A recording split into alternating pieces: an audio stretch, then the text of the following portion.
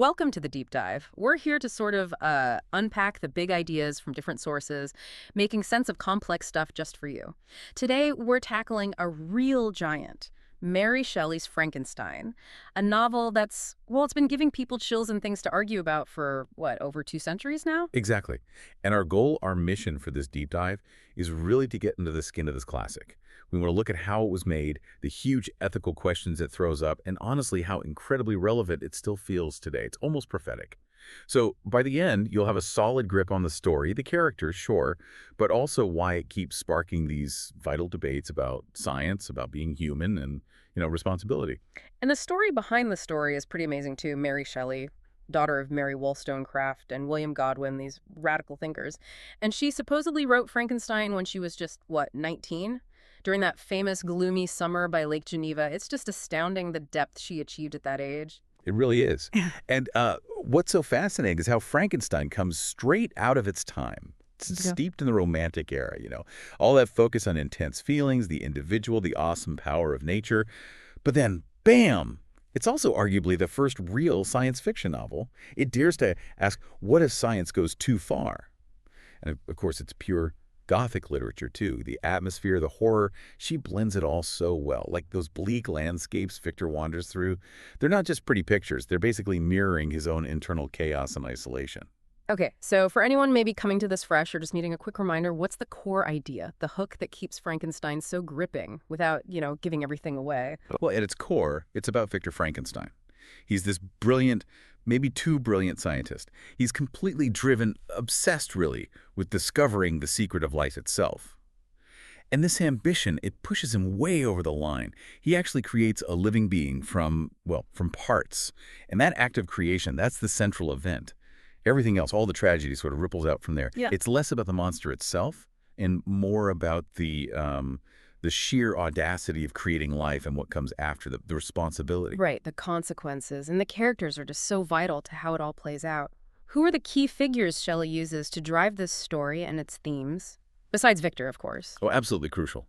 First, there's the creature. He's not just a monster. He's intelligent, articulate, and utterly alone because Victor abandons him. His whole journey is this desperate search for connection, and his actions constantly make you question, who's really the monster here? Then you have Henry Clerval, Victor's best friend. He's kind, he loves nature. He's basically everything Victor isn't by the end. He's like a moral benchmark. Exactly. And Elizabeth Lavenza, Victor's fiancée, or cousin in some versions, she represents the normal, happy life Victor throws away. The life he sacrifices. Yes.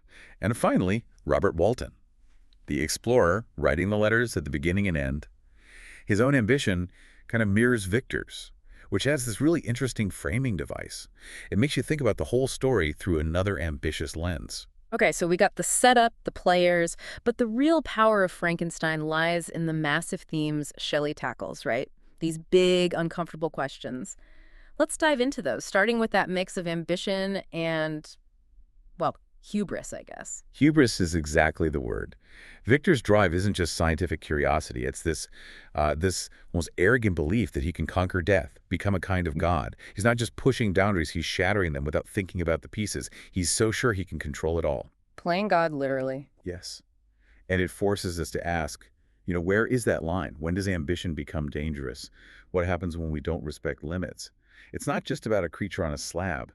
It's about the potential for monstrousness within our own desires when they go unchecked. And that unchecked ambition leads to such profound isolation, doesn't it? It just permeates the whole book, for Victor and for the creature too, but in totally different ways. Oh, completely. Victor actively isolates himself with his work, Yeah. pushing people away. He chooses it.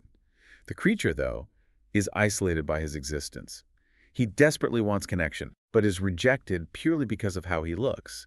It's heartbreaking. Yeah, it really is. And this feeds directly into that classic nature versus nurture question. Shelley is brilliant here. She doesn't give an easy answer. Is the creature inherently bad, or did the cruelty and total rejection he faced make him monstrous? It really makes you think.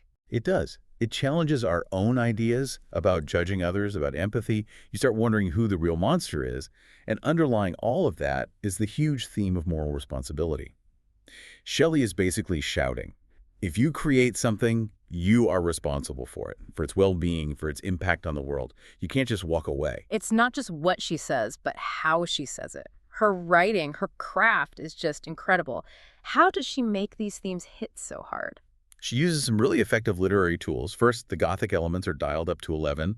Think about those desolate landscapes, the storms, the eerie moonlight revealing the creature.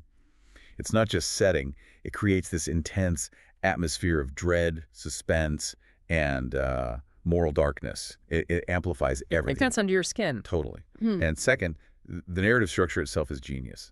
Using multiple narrators, Walton's letters, then Victor's story to Walton, and then, crucially, the creature's own story told to Victor. Right, that layered perspective. Exactly. It forces you, as the reader or listener, to keep shifting your perspective, questioning who to believe, whose truth is the truth.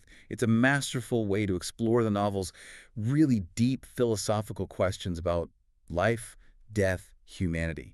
Yeah. Because you're getting these conflicting, very personal accounts. So bringing it all together, why Frankenstein now? After all this time, why does it still feel so urgent, so relevant to us today? Well, I mean, look around. Think about the conversations we're having right now about AI, about genetic engineering, biotechnology, the sheer speed of scientific progress today, the ethical questions popping up constantly. Yeah. It feels very Frankensteinian, doesn't it? It really does. That question of just because we can, should we? Yeah. Precisely. Victor's recklessness, his failure to consider the consequences, that's a warning that echoes loud and clear today. The novel keeps pushing us to confront the moral side of innovation. What are our responsibilities as creators, as innovators? What happens if we don't think it through?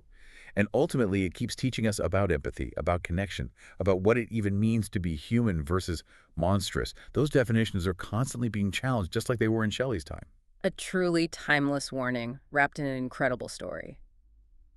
Well, that's all the time we have for this deep dive into Frankenstein. Thanks so much for joining us and exploring its layers. Yes, thank you. And maybe, as a final thought, consider this. How do our modern anxieties about creating artificial intelligence or altering life itself mirror Victor Frankenstein's own drive?